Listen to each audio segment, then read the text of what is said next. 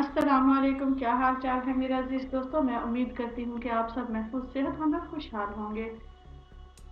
ख्वाब में पैगंबरों को देखने की ताबीरात के सिलसिले में आज हमारे पास जो 3 पैगंबर हैं, सबसे पहले हैं हज़रत नूह अलैहिस्सलाम को ख्वाब में देखने की ताबीर।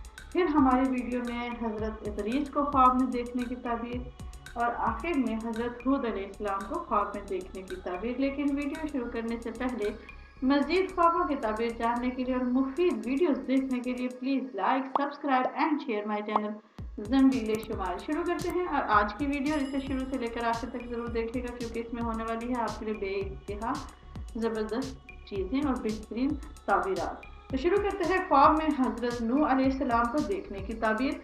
तो जनाब, जो शख्स ख्वाब में हज़रत नूह अलैहिस्सलाम को देखता है तो ये इस बात की दलील है, इसकी ताबीर ये है कि उसकी उम्र दराज होगी, दुश्मन की सख्ती में मुब्तला होगा, लेकिन आखिरकार उसे रिहाई मिल जाएगी, मुसर्रत और खुशी हासिल होगी और आराम और सुकून भी उसे मिलेगा। अब बात करते हैं ख्वाब में हज़रत इदरीस को देखने की ताबीर। जो शख्स ख्वाब में हज़रत इदरीस को देखता है तो उसकी ताबीर कुछ इस तरह होगी कि जनाब, साहिब ख्वाब को दुनिया में सुरखरुई हासिल होगी, उसका नेक नाम होगा और उसकी आकबत जो है वो बखैर हो जाएगी।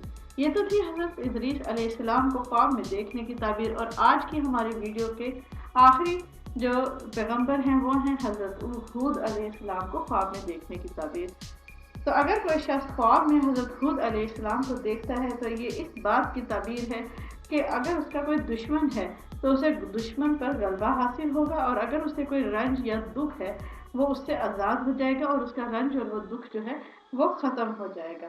तो जनाब, ये तो थी मेरी आज की वीडियो। अगर आपको ये वीडियो मुफीद और अच्छी लगी हो तो please like, subscribe and share my channel ज़ंबीले शुमाइल। अल्लाह हाफिज़।